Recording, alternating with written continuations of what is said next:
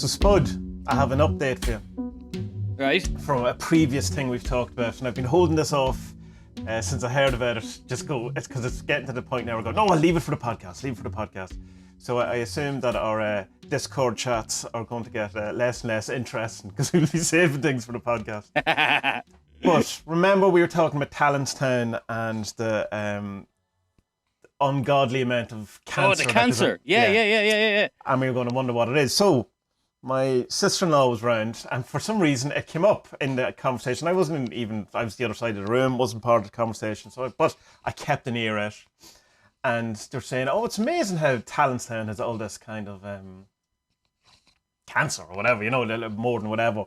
And the sister-in-law went, yeah, but sure, it was built on a fairy fort. What did he expect? There you go. That's it, man. There you go. That's it. There you go. Yeah. There's your answer.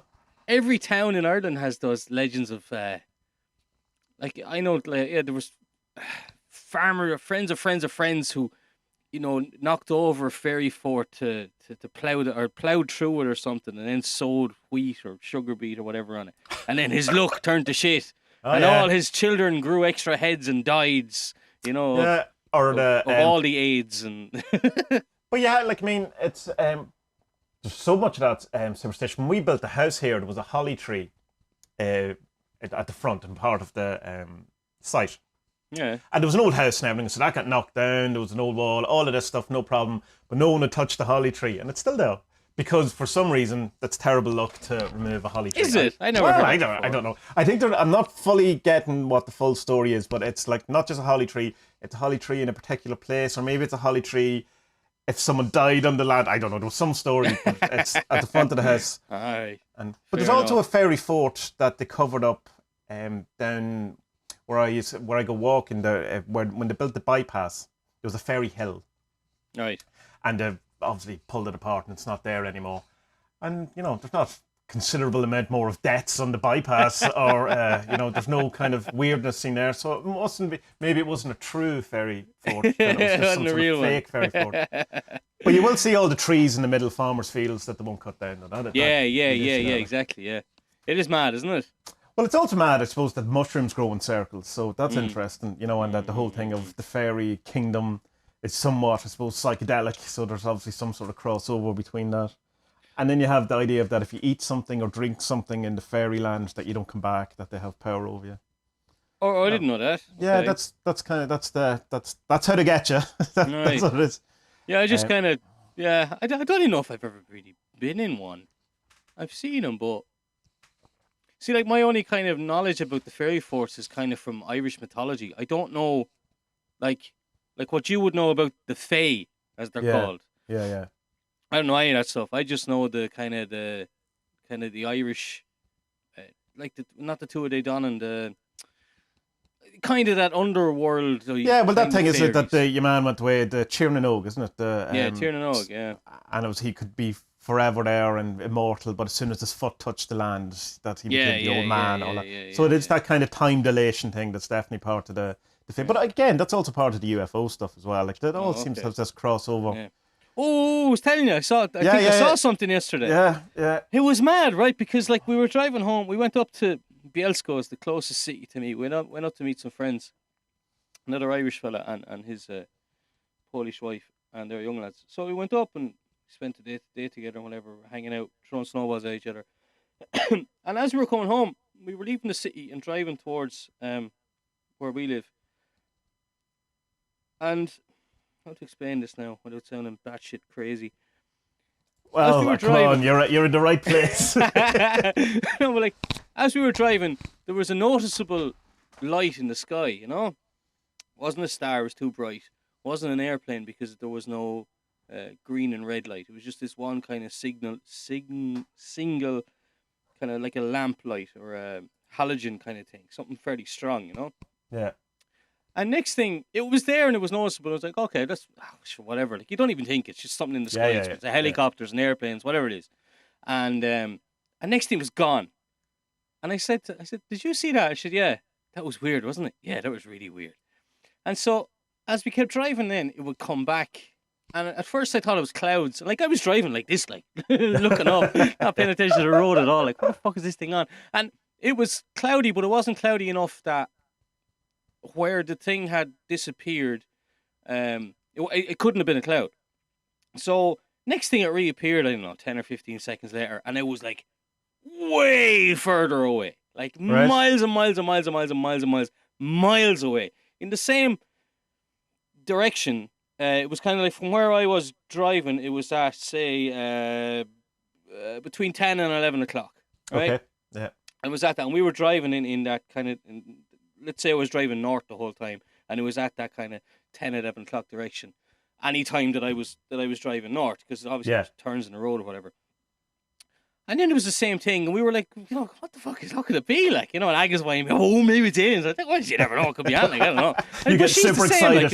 Like, it's possible, and so it kept doing this thing that it would be there, disappear, and it was further away, and then it would be there for a while, stop, or then disappear, and then it'd be really, really close to us, and then it was a bit higher, further away, a bit lower, closer. But it wasn't like there was that commander on Joe Rogan a while ago, the Navy guy, and he was talking about this thing moving left, right, up and down really quickly. And it wasn't. It was just it was close, and then it was far away. But it would disappear. It wouldn't fly. Right. You know what I mean? It was there, gone, and then the same area of the sky but higher. And it was just meant like when we got home, like if we didn't have kids and had to put them to bed and all, like we would have gone chasing it. We definitely would have gone. Right. Like it was there the whole way home. Yeah, all the way. And no, it's not a long drive. It's 25, 30 minutes at the most. Right. But it was definitely. And it didn't hover over your house, or there wasn't dead, mutilated cows or anything like that. No, because once we got into the town, then, Polish motorways are different than Irish motorways in that there's no cat's eyes, or there's only lights at junctions. Irish motorways, highways are, they're like fucking Christmas trees. Like everything is so lit up, you can see everything. Polish highways are very, very different. They only have lights at intersections, so it's dark and it's very, very easy to see anything that's in the sky. Like, but then once we got into the town, then it's too built up. You can't see anything. Right, but honestly, if we didn't have to put the kids to bed, like we'd have stayed in the car and we'd have drove in that direction to see what the fuck it was like. Because it was weird. Because I have to say, I'm doubting your commitment to the woo. That you're putting your kids to bed was the reason why you didn't chase a UFO. I mean, man. Look, the moral of the story is don't have children because they ruin everything. But I don't know. Look, it could have been like. It could have been a helicopter, but the thing about it being a helicopter is the distance, the height, and what's the opposite of height? The lowness. Lowness. What is? It has to be. The lack of height. The lack of height was too. The lack of elevation. The lack of elevation was too big for it to, and it was done so quickly that it was just like, wow, that's bizarre. And you would have heard it. Which? You would have heard it. If it was a helicopter. It was a helicopter. No, it was too far away. Oh, right, okay. Like there is a big hospital close to me where they do have there is a helicopter pad on top, and they do the mountain rescues and all there. There was one the other day actually. It was loud as hell. It was mad, and but it wasn't in the direction of us, and as well like okay. I live in there's a good few cities around me. Like Krakow has a big airport, well not big airport. Krakow has a busy airport. Katowice is a busy airport. Ostrava isn't far away from me, but it's not a particularly busy airport. So there are planes going overhead, but like it's not an airplane. No, it wasn't an airplane. I don't know what it was, but it wasn't an airplane. I know that for sure. It could have been anything else, but I don't know. It's very strange. But swamp gas. Swamp gas. Yeah, I don't know. Could have been anything. And it's like you're kind of sitting there at home at night time just going, I wish there was an alien. I wish. Well, you say that until you talk to anyone who's actually been, visited by an alien. And they go, I wish that didn't happen. It's terrifying. It's absolutely horrendous. But like, what if you went into a Tommy with like a full or an open mind and an open heart and just says, I love you, alien. I bring you peace and love. Then, like, that's like saying, what happens if you go into Auschwitz in 1942 with an open heart and, you know, love for Nazis and, you know, it doesn't really matter what you're... Well, I mean, if you were giving hand jobs or blow jobs to the Nazis, you probably would have gotten away with stuff. Actually, you would have, you know. Are we really considering blowjobs to aliens as our...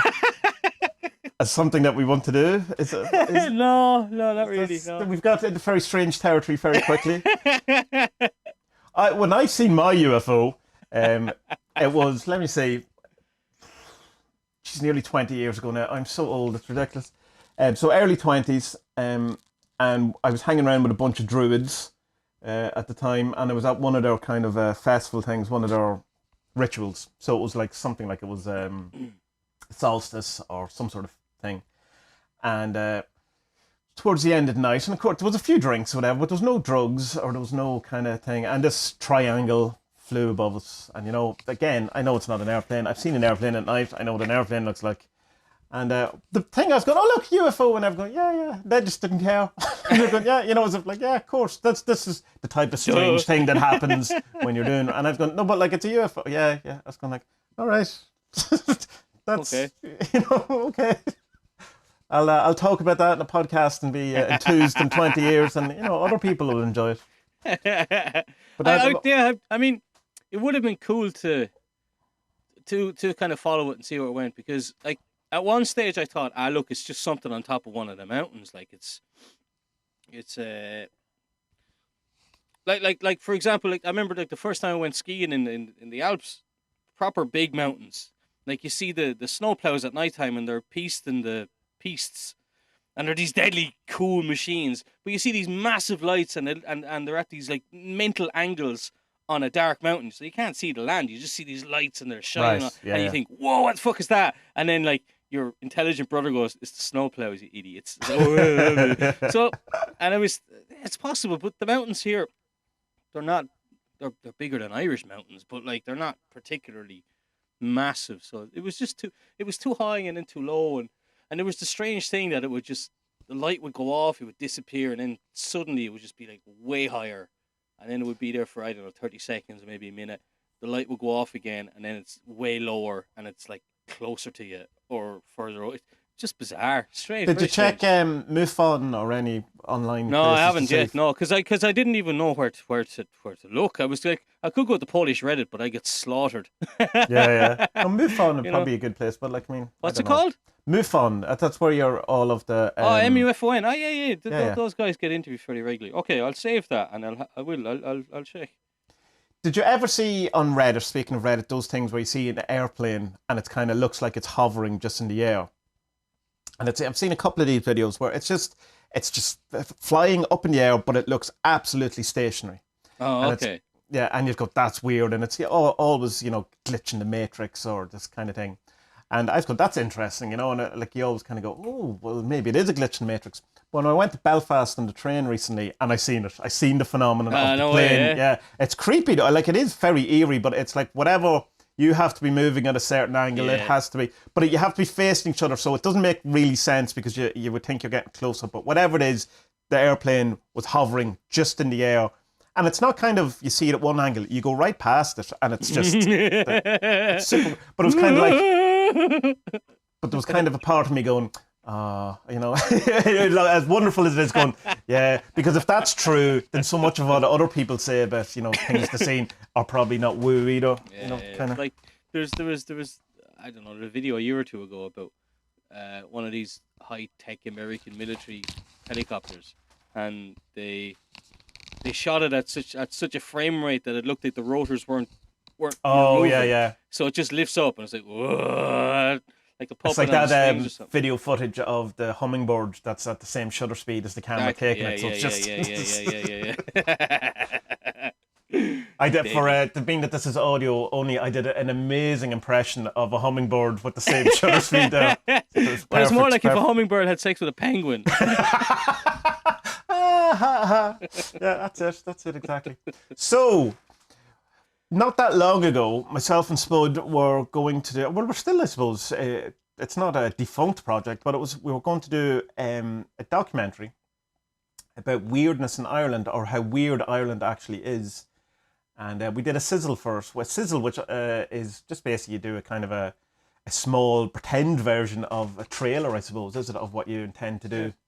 Is that the actual word that people use, or is that just a... Sizzle, yeah, sizzle reel. Right.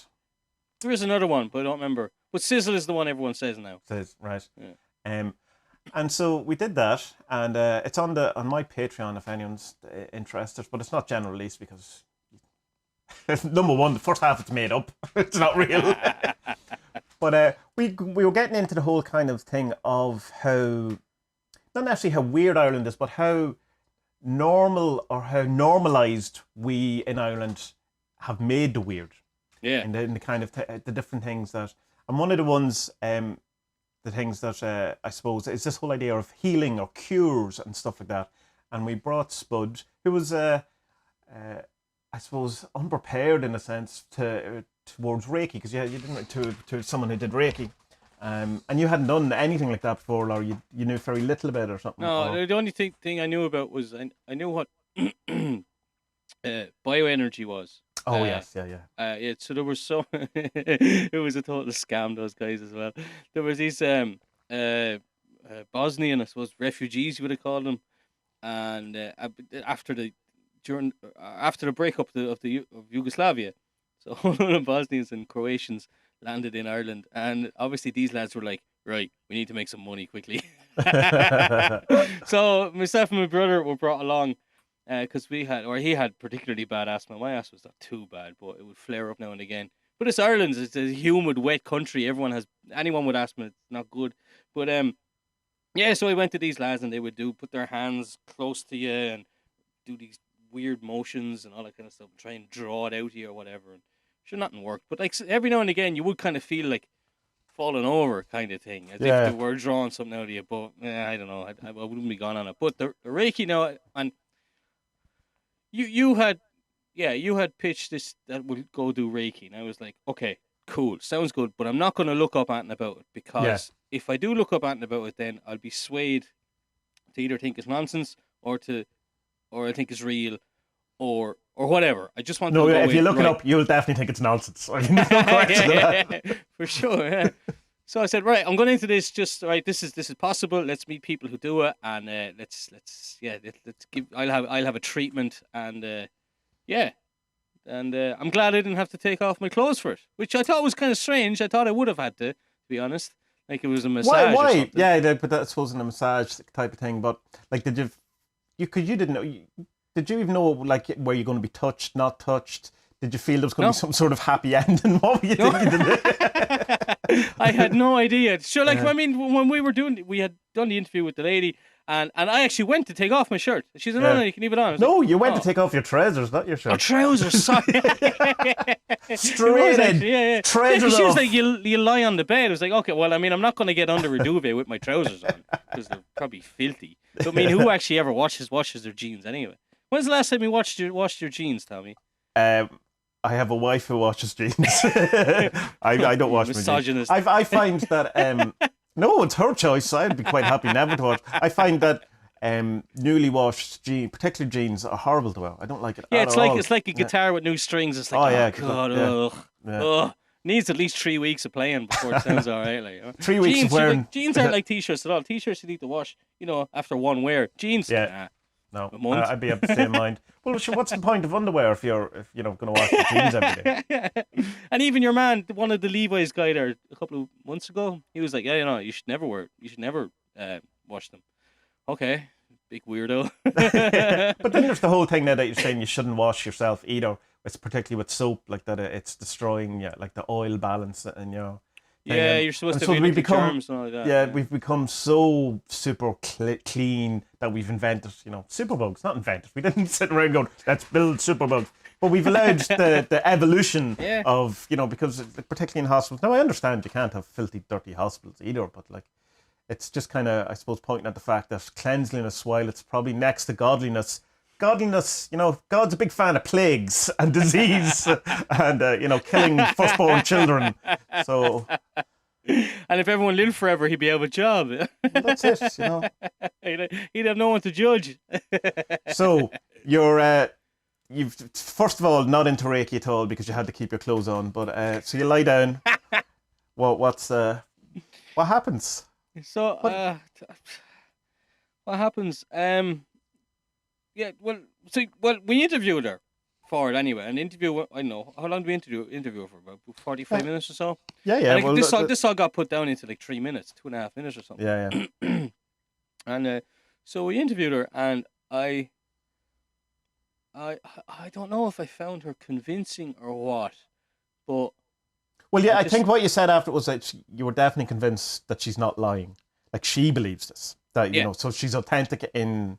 She's not like your Bosnian fucking energy terrorists or whatever they were, energy chancers, like who you felt were just chancing around. And when someone speaks. Yeah, when someone speaks to you with like, affirmative belief in something, like it's hard not to be convinced by them, and you're definitely going to say, well, look, I'm still not sure if I believe it, but she definitely believes it, and if she believes it and she says it works, well then sure, who am I to say it doesn't? Yeah. So I lay down then, and she said something that stuck with me. She was like, if you want to take a drink of water, take it, and for some reason I didn't, and I should have had, because when I was lying down, I did feel a bit of a constriction or so. I just wanted to cough. And she had said to me, look, if you want to cough, cough. But I was like, my throat was dry from the interview, speaking to her, stuff like that. And so that was a little mistake I made. And yeah, so the thing was about, was it half an hour or so, the treatment? Yeah, it wasn't a full treatment. It was kind of a taster. A best of or something. Yeah. So for the first, say, 60% of it, 50-60% of it, I could feel. It's very difficult to explain, and it's very, very hard. I could feel myself resisting what she was doing, probably because I couldn't see what she was doing, because I didn't have my eyes open. I thought that would have freaked her out a bit, and I think you are supposed to close your eyes anyway. Yeah. So, because they don't want you seeing the hand signs and all that. Oh, because they're super secret. They're super secret. Yeah. Even though we recorded them and then I did look at them. But even though they're all on the internet, on Google. So I kept my eyes closed and I couldn't see what she was doing, but I could feel her hands like in the vicinity of wherever they were, Yeah. And for the first while, I could feel myself kind of fighting against it, and I don't know why. And then at one moment I said, "Shut up, man, and just chill and just let it be." And then I just felt this. I said to you, it just felt like a whoosh. It was funny as well because during the thing that we shot, like a car drove by exactly that moment, and the car went woof. And anyway, so I felt this kind of it was kind of like, in a nice way, it was kind of like the consciousness getting knocked out of me, Right. And I just felt like a blank, like a reset kind of thing, like you reset your computer or something. Screen goes blank, then comes back on, except I didn't like lose consciousness or anything like that. I just kind of went, whew, and it was gone, and I was not different, but I had accepted what was going to happen. Does that make sense? Yeah. And then, like a surrender almost. Is it like a yeah? I suppose, yeah. You could say that, yeah. And then, kind of surrendering to it, and then I just felt this fucking bliss. So just happiness of just being like, wow, this is total relaxation. Like I just felt amazing, Like I didn't feel that anything was cured or like she lifted some fucking disease out of me or anything like that. But I just felt, oh wow, this is what it must be like when like non-anxious people get a massage. Get up in the morning. Have a cup of tea. So this is what happy people feel like. My God, this is amazing. And it felt really wonderful. And for like the rest of for the next couple of days, I was just walking around with a smile on my face, telling anyone who would listen to me, go get Reiki done. And yeah, because I remember after it, you were quite spacey, and we were just kind of sitting in the car, and we were going, yeah, you better not drive just for a while. We'll just sit here for a minute and just kind of chill it. And... It was class. Yeah. And I said it to my cousin a few days later. I met her, and she had got it done as well, and she said she went into it not believing it, but just going to give it a go. And she said she had a pretty similar experience to me. About halfway through, she let go as well, and it just felt, oh, wow, that was nice. But she never went again, though. Like, I would totally go again, but I haven't found anyone. If I had an experience where I got bliss for 3 days, I'd be there in the morning. But I assume if it was a vitamin tablet or something, so would you. So, well, like, what is the difference and why you haven't kind of, you know, what is it about Reiki that has kind of, even though you had such an impact and such a thing out of it that you just, you know, and it's months and months, and you haven't kind of looked into it. Haven't done it since. Yeah. Well, I mean, I'll let you in on a secret here. I get a massage here every Friday anyway. Yeah, it's not a secret. Right. You've told me that. You've rubbed that in my nose numerous occasions. But some people are weird about people getting massages. It's just fucking massage. Like, calm down, like, you know. Yeah. So this old man comes and he rubs this old man comes to your house and rubs you. Yeah, not weird about that at all. Every Friday. And I pay him. Yeah. And so I did look up.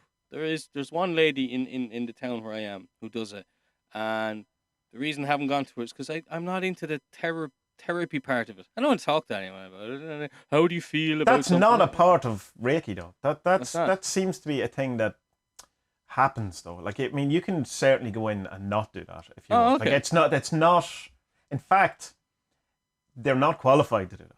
You know, I mean, you know, and it's like, but it's people in Ireland like to talk, though. You know, and I think that I wonder now if Reiki in other countries, if there's any talking before. I wonder, yeah. Outside of initial. Do you have diabetes? You know, have you ever had a brain hemorrhage or whatever? You know, that your kind of medical type thing. But this kind of going in and talking. Like I went then after you for 6 weeks, and there was certainly as much talking as there was lying there doing nothing. Right. And she kind of allows for that, like in her time and stuff. So it's something that she herself does. Yeah. But I definitely wouldn't think it's the norm. Okay. And I would even suggest it probably shouldn't be done. I should look into it again then, because like I mean I know my wife is convinced to give it a try as well, because I had such a great experience of it. But like, I mean, it'd be awful to go and like like I remember she said during the interview that like her hands will feel where something is wrong, you know. Yeah. And and I'd hate to go and then like the hands were over my lungs for like 20 minutes, and then she came out and like, fuck, I've lung cancer. Yeah, because you know, that's like, your anxiety talking there. That'd be absolutely horrific, wouldn't it? Or like, if you go to a Reiki session and spend 20 minutes over your lungs and then come out and tell you have cancer, run away. Run away. Oh no, but even if it's like, she just got, I'll see you next week. You have like, cancer, so what I recommend is 6 weeks of Reiki. I'd be horrified. But I mean, I think there's something in Irish people about being hypochondriacal. What's the adjective there? They're hypochondriacs. Hypochondriacs, yeah, hypochondriacal or whatever. Hippopotami. I think there is people in Ireland that definitely are like any sign of any bit of sickness at all. Like, I have AIDS and cancer. And they have molded together. Absolutely one of them. But I also have the kind of joint thing of I'm a man, so I won't get it checked. So I'm not a proper hypochondriac, because a hypochondriac goes to the doctor all the time. And all that. I'm I don't know, I'm a worrier. I think it's more the thing. So like everything is cancer. Even when when you go to Google and go, I've just I've stubbed my toe. When you French go to Google and it tells you you have toe cancer, because that's what Google does. I had recently had I had a pain in my side. It was from holding the kid. Like, it just absolutely is. And I went to Google, and even Google told me it wasn't cancer. I'm still no cancer. But it's like it is such an Irish. But also you couple that with the Irish thing of you're not allowed to talk about cancer. You're like, see, like in certain company you can't even mention the word. It's the big C, it's this kind of, which has come back to the kind of weirdness, I suppose, that we normalise in Ireland, that we feel that if you mention the word, it's bringing it on, you're kind of attracting it. Or something, yeah. And that's not, like, I've been, over the last couple of weeks, I've been looking into a lot of the law of attraction stuff, Transurfing, and Neville Goddard's another one. Neville Goddard has such a great voice, man. Joseph Campbell as well. Joseph Campbell has this kind of similar kind of accent as well. This Southern American, Southern state kind of relaxing kind of. I'm going to tell you how. No, I can't do it. But anyway, it's lovely. But yeah, that's not how it works. I hope not. Anyway, you don't want to manifest bad things. That'd be awful. But I mean, there is still like, and you see, even hardened atheists, skeptics will still touch wood after saying something. But I think that's more that it's not necessarily that they're afraid that they're going to bring it up, but it's that they want to get, it's that jinx element. Don't jinx it. Well, I might give myself good luck, so I may as well do it, Yeah, but that's it. You never ever think of it as good luck. You never go, oh, £1 million. Oh, don't say it or you'll get it. It's only bad luck. It's only bad luck. But I'll tell you, there's like, anecdotally, it seems to be something to it, because I'll give you a good example. But 2 weeks ago, I was I was just sitting or standing making coffee or something in the kitchen. I almost forgot the word kitchen there for some reason. And I was just thinking, for some reason, I had to go out to the bin, and I was going, oh, you know what? It's because the bins used to be the other side of the village. Other side of it. No, there used to be like at the front, and you had to go, not big deal, but you had to go out, and if it was raining, you'd get wet, this type of thing. But you then had them at the back, kind of side door. I was going, isn't it? I just had to go out and go, oh, it's great that the bins are there now, and you're not, it's raining, and I'm not going to get wet, and all that kind of thing. Half an hour later, I didn't say that out loud, just in my head. Half an hour later, my wife moved the bins to away. I was going, oh, I'm saying fucking nothing. That's it. I just kind of go, right, who was listening and why would they do that? As if there's some sort of spirit just waiting to antagonize you and kind of go, all right. Oh, you think? Don't be happy. Don't be happy. I'm gonna move that. Where do the law of attraction people stand on stuff like this?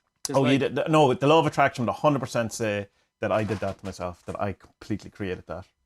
Because of either it calls that you're not allowing things, or that it's the kind of reverse.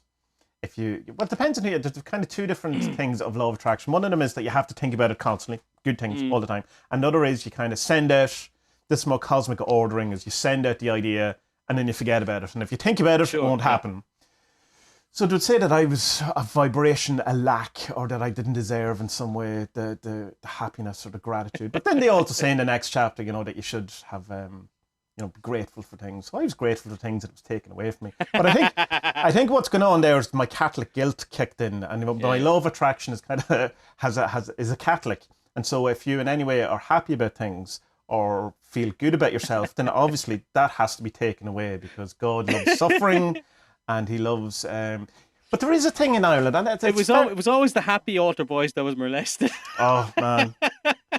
But there is this kind of insidious undercurrent. It's not good. Like some of the weird Ireland and the normalisation is good, and I like it, and it's quaint, and it's it harms no one and all this. But there's this kind of one of this Catholic thing of suffering as purity, as a kind of a way to cleanse yourself, or that it's. That you're here in a sense to suffer. That's your function in life.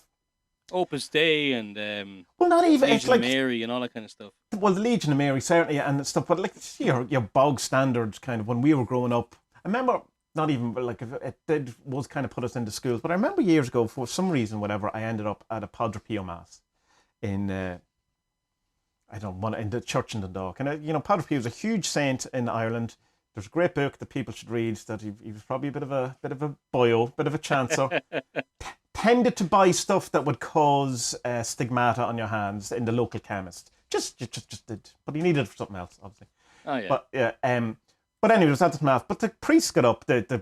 Some guy. They got some guy over from Italy or some big Padre Pio dude, whatever. He was like important thing, and he had a bit of Padre Pio with him in a glass that you could touch, and one of these relic things. I didn't touch it. Why not? You're there. Let's have a go. But his entire 20-minute sermon was about how much suffering is good, and that you're here to suffer, and that it's right to suffer, and God loves you to suffer, and that to in any way feel good about yourself is like the epitome of being a bad person, and and like that's horrible. I mean that's like so like that's. I understand that. When a church or when there's some sort of religion where they're trying to appeal to poor people or the disadvantaged and stuff like that, and they'll go, well, life's a bit shit, but, God loves you, and it'll be all, your reward will be good in heaven. And I go, right, that's fairly disingenuous, but I can understand it. I can see, and that you should give bread and, you know, all this kind of thing, because they're talking to poor people, get all that. But it's when you're saying that what they're suffering is kind of, that's a good thing. You know, that's I don't know. That seems nasty, and that's, like, you know. What do they want? Like, I mean, you know, some poor Sudanese lady has just buried her 5th child, and she should be whooping for joy because, like, woohoo, God loves me. Yeah, or God has chosen him special to bring him back, you know, back to heaven. And then you hear, get you like kind of stuff. Did you ever read Christopher Hitchens' book about Saint Teresa? No, I've never read any of his books. Yeah, well, it's a short kind of, now it would be, I suppose, be called a Kindle single, I suppose. I think it's about 50 pages, or there was an essay and then he wrote it. But anyway, by all accounts, she was a nasty piece of work. Yeah, she's meant to be a thundering gay bag. Yeah, like, big into, because we have this kind of thing as Saint Teresa, was that she helped the poor. She didn't. No, she turned loads of them away. And not even that, but she felt that the poor suffering was good for them and allowed it and encouraged it, and kind of her practices were based on this kind of thing, that it was like as if you were kind of doing a kind of purgatory, I suppose, now that you're cleansing your soul by suffering. But I think the reason why that annoys me, apart from, you know, feeling for humanity and all that, and apart from it, the kind of knock-on effect that has in society, particularly now that we, you know, you come, I suppose, a bit downtrodden, and then you kind of allow people in positions of power to have more power than they probably should, and all that kind of stuff. But there's also, I have it in me, and I'm not even a Catholic, you know, anyway, like, because it was bred into me, that I do have this kind of thing that there's a kind of, if I don't get something I want, or it'll be, oh, that's, you know, that was better for me, or, you know, that if it didn't work out, oh no, and I go, catch myself going, what are you on about? Like, there's absolutely nothing. But there's also then a fear of not going for things you want, or not, you know, because who are you to do that? That's kind of against, in a sense, this some sort of spiritual law that you should have, you know, that you should suffer and that you shouldn't get what you want, that it's better not to get it. It's more holy to not get what you want. In the sense of, you hear about Padre Pio and stuff, or any of the saints, and the amount of suffering they went through, and, you know, the Padre Pio used to be visited by the devil and tormented, and this was great. Look how great a man he was because of this. And I go, geez, all of that's in my brain, man, you know. And then I wonder why some days I wake up and go, oh, for fuck's sake. You know what I mean? Like, not only is the world not out to help you in any kind of way, it doesn't care about you. Know, not that it doesn't care. It's, you know, that's not even a thing. Your own brain doesn't particularly want you to do well. You know, like, it's trying to. Yeah, the brain's a horrible thing when it gets. How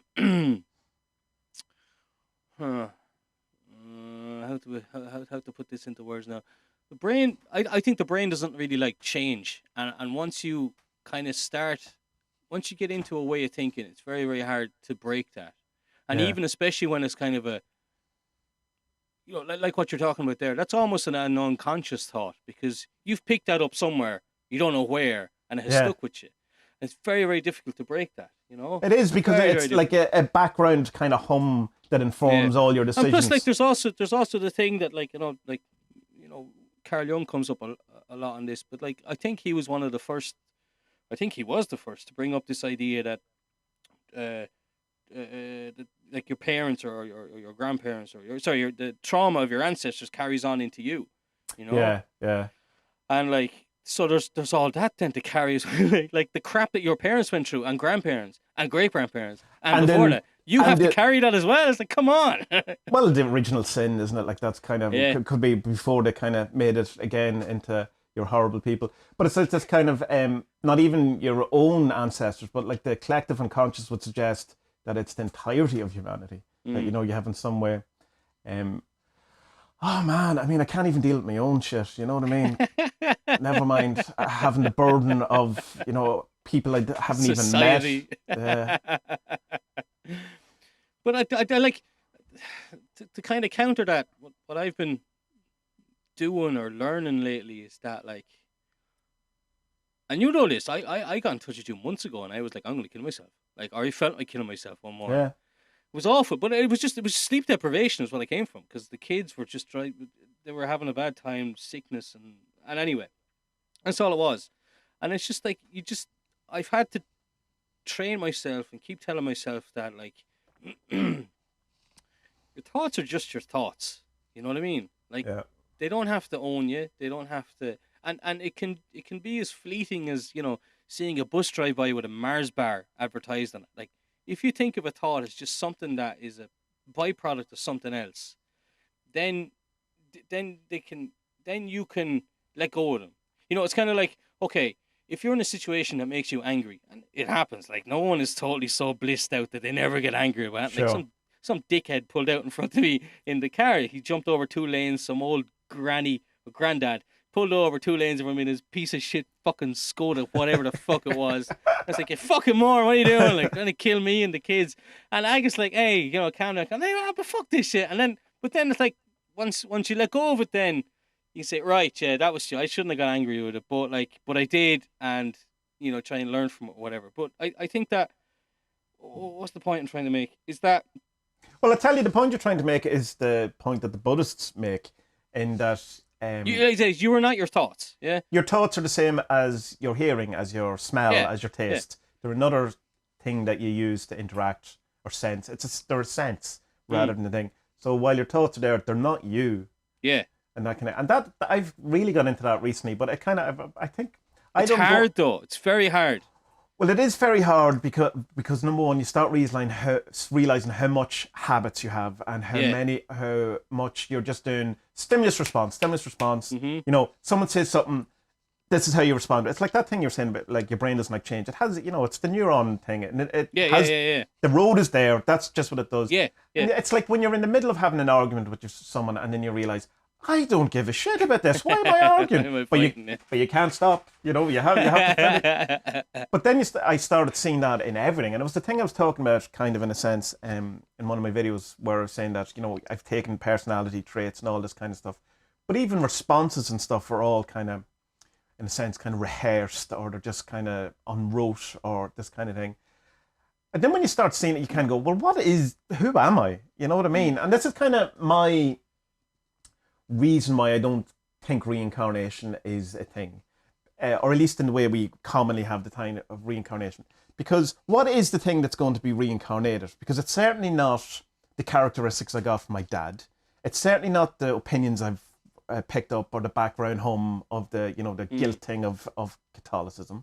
It's not my anger when that dickhead in the Skoda cuts 2 lanes and tries to kill my kids in the car. What is the thing? And the only thing that kind of is there is this awareness behind it. And if it's just awareness, then what, you know, you aren't reincarnated in any kind of a way. You know, it's kind of a global, you say consciousness reincarnates. But then it's not a reincarnation. It's just a new consciousness coming into a kind of a thing. So I kind of assume if there is something that when you die, all of this crap falls away. You know, all of the things that you have in your head about, you know, your different ideas, who you thought you were, you know, like your racism, your sexism, all that, whatever it is that you have in, you know, and all the things you weren't wearing, it all disappears, and you're just kind of left with, I don't know, what are you left? It's some sort of conscious. if we agree that, or if we pretend, whatever you want, that there is some sort of universal consciousness thing that you just, you know, the focus is lost on you, and it just goes back to the bigger consciousness. So it's not then going to re-come back in as the same person ever. And it would be kind of, if we're here to learn, say, about something, it would seem a bit stupid that we'd all learn the same kind of things. You know, it would want, you know, that I would have to learn the same lesson that you would learn. If I'm one big consciousness, would it not make more sense that you learn it, and then he learns something else, and we'll join up at the end, and we'll have learned all the things. You know what I mean? Sure, maybe that's what it is. Yeah. You know, but like, I mean, yeah, it's the whole like one consciousness thing. I mean, I like the idea of it, but I don't like the idea that I've had sex with myself. You know? Oh, don't you? Look at me, Tommy. You know, no. you mean the one conscious in the thing, like, yeah, Andy Weir's the egg thing. That's the we're all one, and we all just kind of live. Time isn't a thing. We're all just experiencing the same thing at different times, or whatever, different times, different same thing, whatever. And that means that I've done disgusting things with myself. You know, far more than what I can do with myself normally. I kind of like, but that doesn't mean it's true. But just because you like the idea, I like the idea of living the same life if you had over and over again until you get it right, like the Groundhog life. Yeah. You know, and that's more reality kind of Transurfing stuff. Is that, you know, there's Problem with that, infinite. Tommy, is that like. Oh well, I'm sure it's not true for starters. Well, I mean, my issue with that would be then that, like, well, then I would have to go back to when I was 11, 12. That's when everything was going okay, and then like the teenage years were just a waste. So that's where I'd have to go back to. And so that means that I'm going to live to be, what, 80, 90, say, if I'm lucky. So that means I get to restart, and I have to do the next 40 years plus a couple more, and then I get reincarnated, and I have to live through another 11. So that's 50. I have to go 50 something years again before I can get it right. It's like, oh God, really? Ugh. Well, no, because I think the idea isn't that it's not like Groundhog Day where you start life, end life, and start again. It's that all of these things happen at once. Oh, okay. So that person at 11 who became you is this thing, Yeah. that thing, but it's all happened. It's all now. And yeah, like including what happened to you in 20 years, that's already happened in a sense. Because it's outside of time, all of that kind of thing. So I don't think it's quite the... it could be kind of like seen it as an infinite kind of maze, like a rat maze, and there's a ball bearing going through it, finding the route out. And that, you know, that's the puzzle, because we talked before, but it feels like a puzzle. You know, it feels like when I get... And sometimes you get bits of the puzzle and it opens up. So that's kind of the way I see that. You're in and out of realities, solving this puzzle until you get... And it might, like, we've no idea what the perfect spud his life should be. Perhaps you're doing it. Like, I don't think it means that by 4 you realize you're the Messiah and you heal the entire world. I don't think that's it. You know, I don't think that everyone is lives are aimed to be, you know, huge world events or doing things. Like, it could be, I don't know, you could be here just, you know, for your kid to turn into something, or not, or you're 20 kids down, who knows? Like, you know, who are we to know what a perfect life is? And perhaps having a kind of all the mistakes is the perfect life. Like, you know, I don't know. It's mad. And then, like, you kind of think that, like, okay, so if there is something at the end of it, like, what you're just gonna feel this. Oh, okay, so I did it, and now, you know, game complete, and you just watch the credits, and then what the fuck do you do? Like, you just start it again just for shits and giggles, like nobody plays Grand Theft Auto 5 a second time. You know? No, yeah. Like, well, then you go into the multiplayer online. Okay. Yeah, you get the mods. No, I don't know. Like, I mean, like the idea of, like, Christian heaven sounds horrific. Oh, horrific! Absolutely so horrific. Boring. Yeah. Hell is way worse, but you know, I don't want pitchforks in my arse. I'd rather be bored. Okay, but it sounds boring. You know? Or the Jehovah's Witnesses that, you know, whatever it is. There's only so many. 144,000. Something like that. Yeah. Getting into heaven. That's been reserved. Those names are known, and the rest get to spend eternity on earth. Oh my God. Maybe that's what we are. And not even eternity on earth having crack. It's eternity on earth under God's rule. And he's not a nice person. So, I mean, that's not going to be any fun. What happens to animals in reincarnation? Oh, see, it depends on who you ask, but there's an evolution. You start off in the mineral kingdom. So you start as a plant, basic, and then you move to the animal kingdom. And then they reckon, some people, that domesticated animals are the lives before humans. So they're getting to know the human world, getting to understand it, becoming more personalized, having independent personality outside of the pack, outside of groupthink, outside, like, so your dog at home has its own thing, whereas if it was out, it would just be dog, part of dog. And so then they become, and then people say that the first human lives are kind of lives where people don't have to do too much. So, I mean, it could be, it used to be in a very un-PC way where they'd say, like, people with Down syndrome or people, you know, with sort of mental challenges, where it'd be people's first lives because to be around people who would care for them and all that. That sounds a bit horrifying. I don't know. And then eventually you move along until you become whatever we become, the perfected person or whatever thing. But then you have people like the Hare Krishnas who would say that you can go backwards. So if you eat too much meat, you will become a pig, you know, or if you're greedy, you will become, you know, I don't know, what's a greedy animal? A pig? James Corden. So, I mean, there's all of this kind of thing, and it's kind of then the whole thing is that it's the cycle of birth or death and rebirth. So it's a trap, and the whole it's that you keep going until you get out of it, and then I don't know what happens after that. You go on to, it's usually some sort of vague thing of you go on to further planes of existence and learning and stuff like that. But my whole thing with all of it is that with any sort of kind of, I suppose, cosmology or reason for the thing is, but why? Why? It never satisfied that way, like, but why? Other than there's kind of a vague kind of notion of saying, well, maybe it's the creation of a god. So this is we're in the reproductive cycle of a thing. And I go, right, I can understand that, but you know what I mean? Like at the same time, but any of this kind of, oh, you're learning. Yeah, but why? If I'm God, if we're one consciousness and I already know all this, why am I relearning it? And they say, oh, it's a game of hide and seek because God's bored. Yeah, is it? That sounds hugely ungodlike to be bored, or to think. So I don't know. The why is something I've never been satisfied by. Yeah. I've asked people who know more than me, and they just say it's the wrong question, which is a cop-out.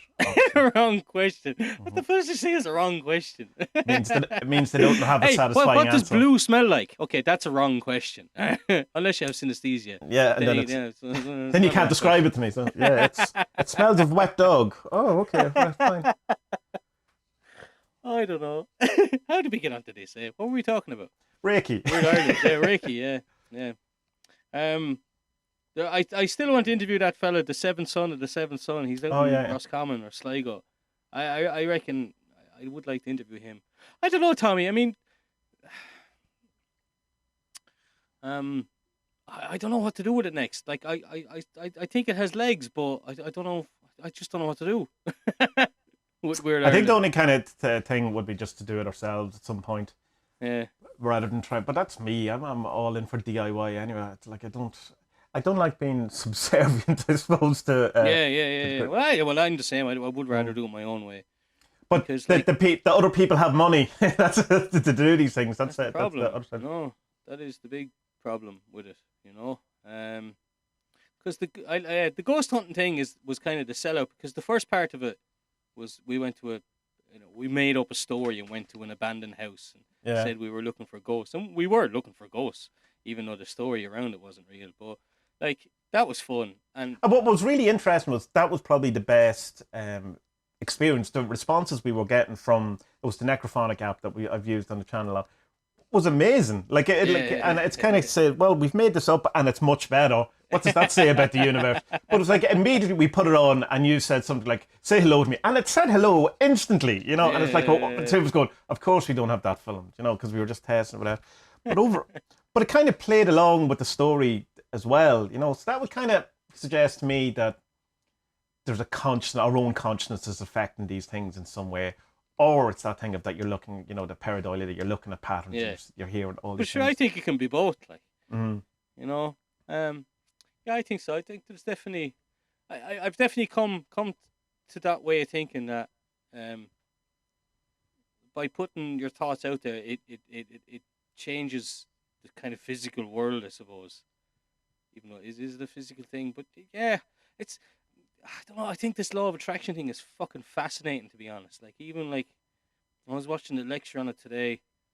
A woman was talking about the quantum physics of it, even though I think she was getting it mixed up with kind of metaphysics. Yeah. To be honest, I find that as soon as any of those new agers start talking about quantum physics, I go, all right. Well, the thing about her, she wasn't. Well, then she wasn't. Anytime I think of a new ager, I think of that girl with the dreadlocks. That meme, they have that bias against eco warriors. They all have dreadlocks and they all wear sandals or whatever. But this was a lady in a suit thing. Oh, legit then. Yeah. She looked like a legit lady rather than a fucking hippie. They're not awful, innit? What's wrong with me? Probably experience. Judging people by what they wear, but like, I've just kind of come around to it. And you can see it.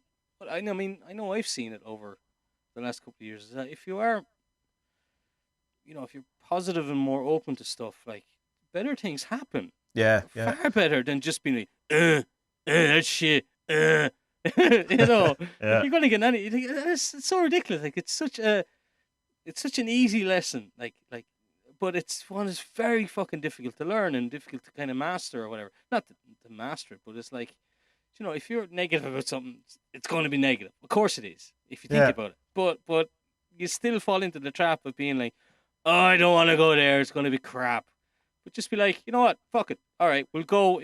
But at least I'm going with people I like. So we'll make the best of it, you know?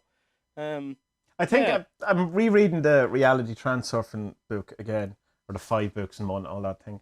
And so every time I read it, I go, oh, this is like, this makes so much sense. Because usually when I read a book, I'm going, oh, this is good, and then there'll be some fucking weird thing in the middle where you go, oh, for Christ's sake. You know, like it's really, you know, oh, this is really good. I could really get into this. And then it's like, oh, but of course we know that the Jews ruled the world or something. And you just go, oh, stop. Will you stop? Come on. Or, you know, the first 3 paragraphs of every David Icke book is amazing. And then, you know, it kind of devolves into ludicrousness. But, I mean, you know, this one doesn't really, there's no part of it that's, like, I mean, it's very woo, obviously. But there's no part of it where it goes massively off the rails to me.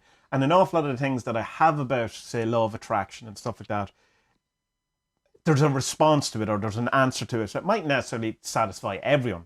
But I'm delighted that at least it's, you know, pointed at or whatever. Whereas, like, say, with things with The Secret or Abraham Hicks or any of these kind of very law of attraction things, it seems quite oversimplified in that, you know, if you think about a new car, if you think about driving your new car, you get a new car. I don't think that's it. I think you certainly are not going to get a new car unless you originally have the thought of a new car and those type of things. But I think there's more to it. But it's like, but I'm also not that interested in the law of attraction in a sense to get the stuff.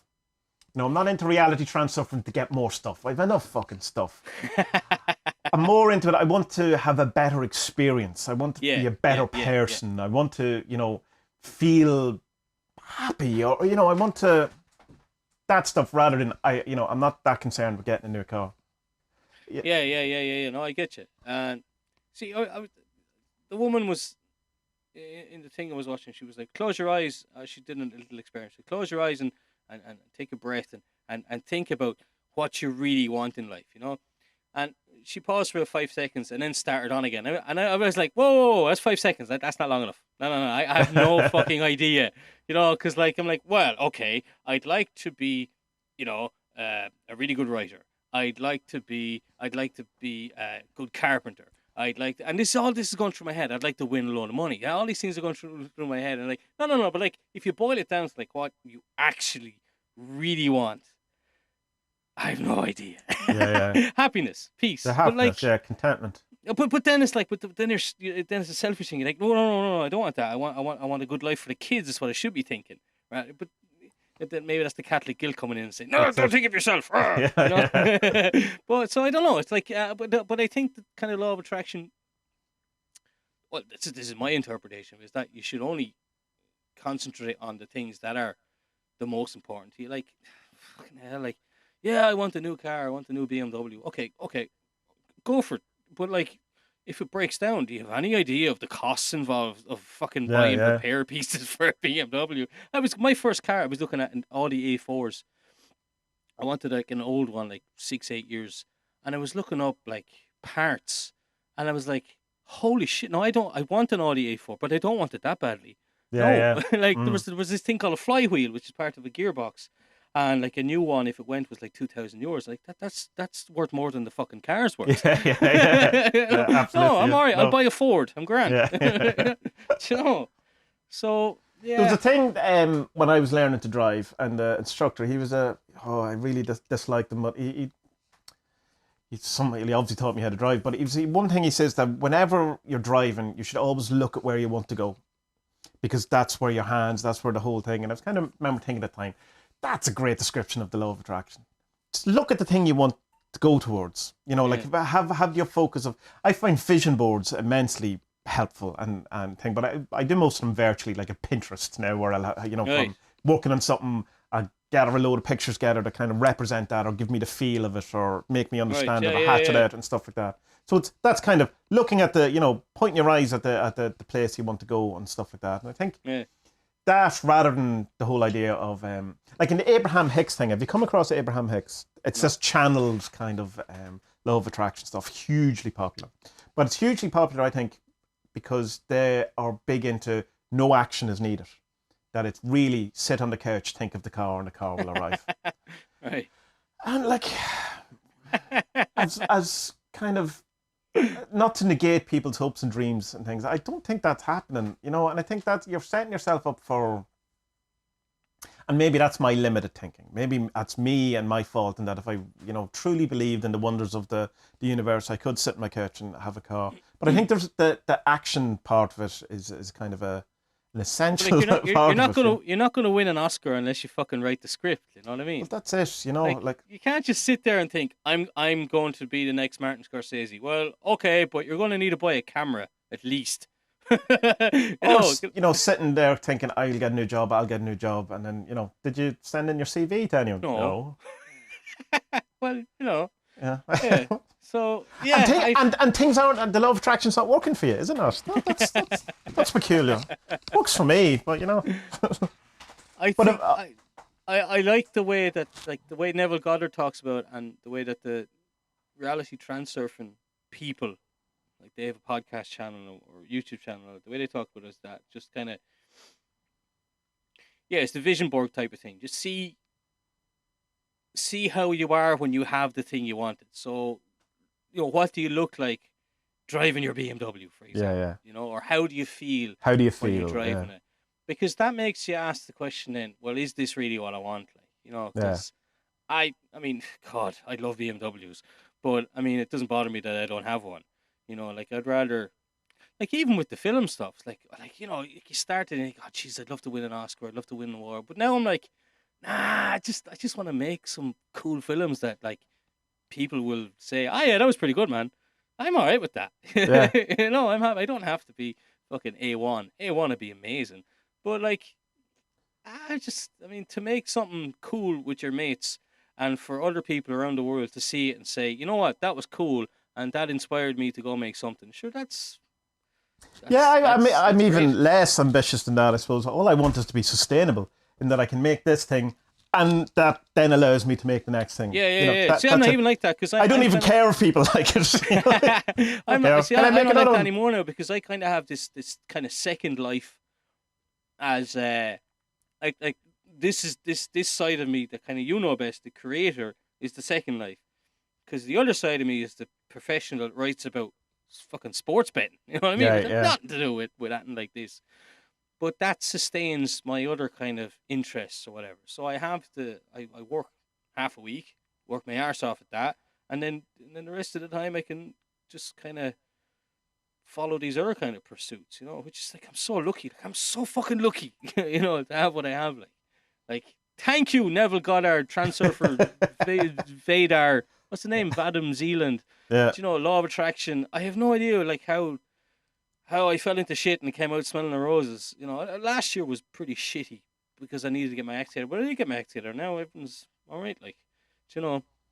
But yeah, but you have to keep aiming, though. Otherwise, you stagnate and you get bored and you get annoyed yourself, and then you get into the repetitive bad way of thinking or whatever. And, like, I think one of the frustrations in creativity, is the thing we've touched on before, is that the feeling that you know, you deserve, or the universe owes you, and that's a huge thing in the law of attraction, which I think you get out of. You're owed nothing, absolutely nothing. You know, but it's not because I would stress that with people, not because, you know, any kind of judgment or whatever. It's because that only leads to pain. That only is only going to lead to frustration if you think just by showing up that you get your thing. You know, and that's kind of actors and famous people, you know, like Will Smith go, you know, the universe will get behind you, whatever. It probably won't, you know, it probably won't. But that's okay. You know, that's fine. That's, you know, that's not to take away from any of this thing. It's like, if that's what you're expecting, you're going to get frustrated because you still have to do the work. It's like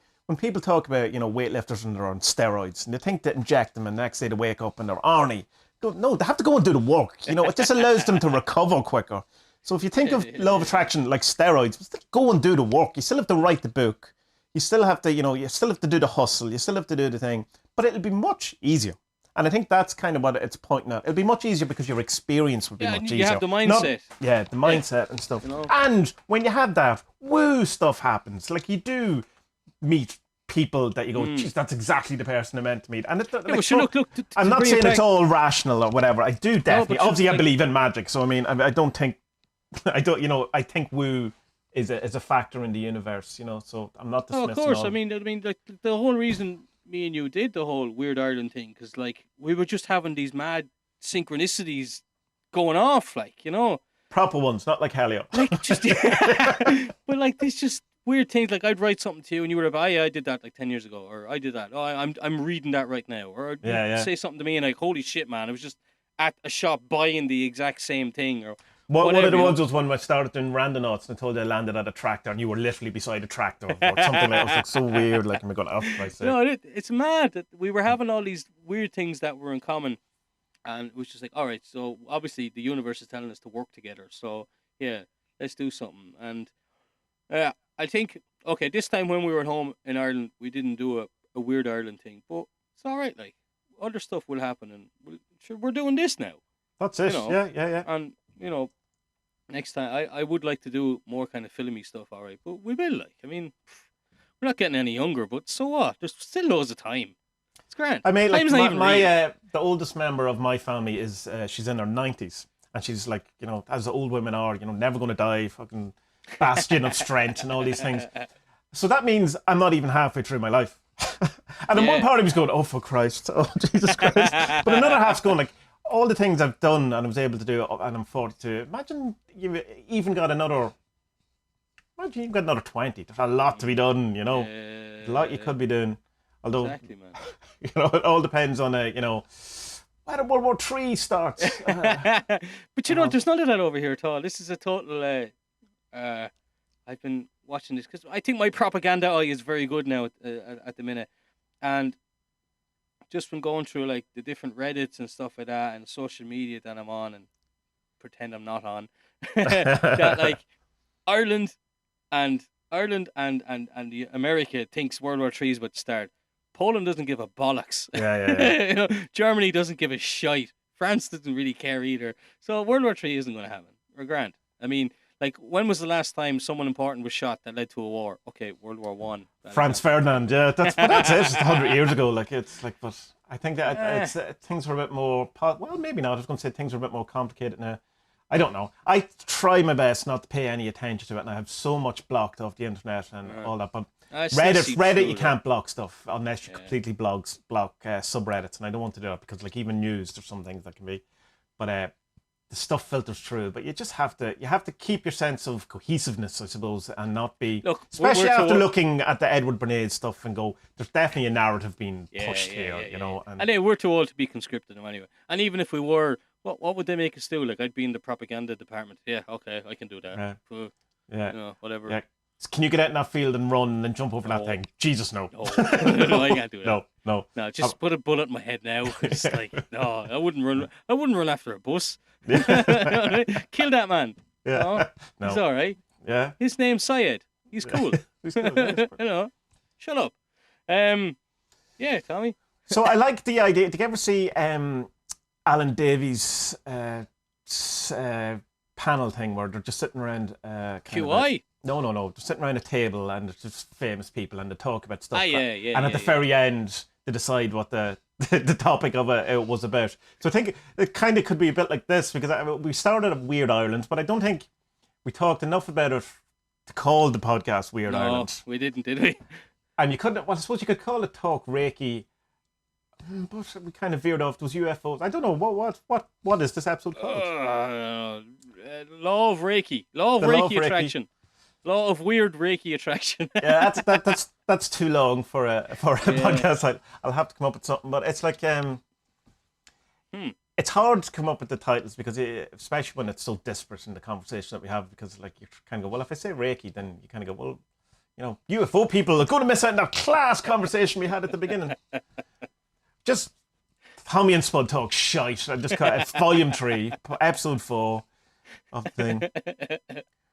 Right, well that's an hour and something, so I think that's enough kind of for now.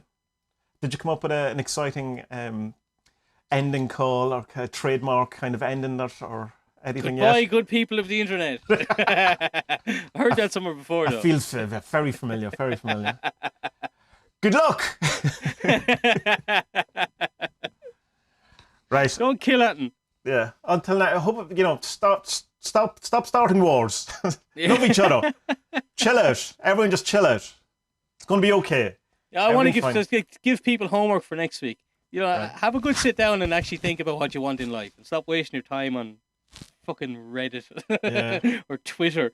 You know, take a step towards what you want, what you actually want. Because I mean, for me, even though I don't think I've really sorted it out, have it answered. I kind of know vaguely what I'm aiming towards, but like, it's a huge weight off your shoulders to be like, okay, I don't need to do this anymore.